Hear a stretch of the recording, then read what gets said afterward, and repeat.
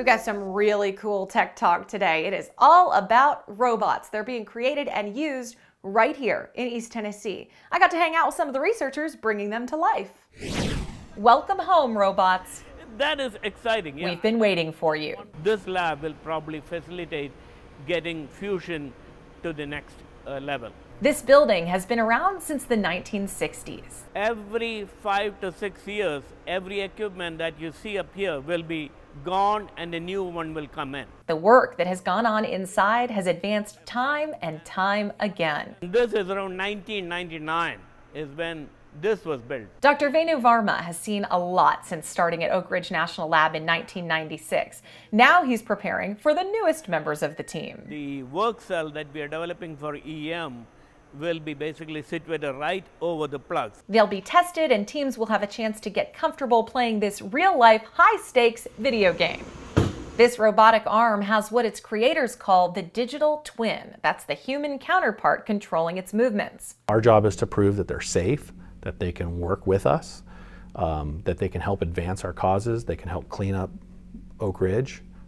They can help us with our mission. The gloves are touch sensitive, meaning the user can actually feel what the robot does. When we start dealing with things that are touch sensitive that we don't want to break when we handle it, we need to know how much pressure that can handle. We can actually set our robot and we can have haptic hands to actually feel that pressure so that we can move things gently. That's the next level. It's also next level safety, protecting humans from hazards. Take this radioactive wire, for instance. It was removed from the East Cell Bank just a few weeks ago. Crews had to suit up and fish it out from 25 feet above through an opening atop the hot cell.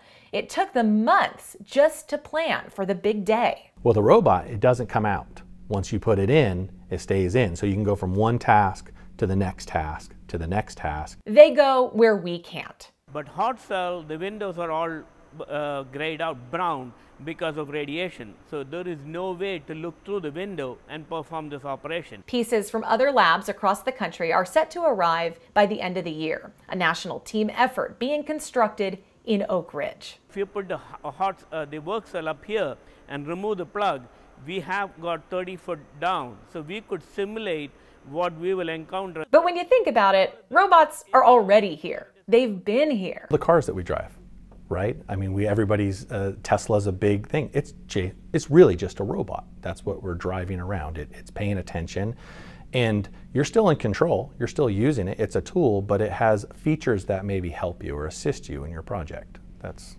we're getting from point A to point B. Only this point A to point B includes navigating radioactive material in rooms they can't even see into. But the idea is if we could advance the project into a safe position so then we could send a workforce in there in a safer way, we want to pursue that. That's something. Our workforce is our greatest asset. And once again, this building will be home to a next generation of ideas.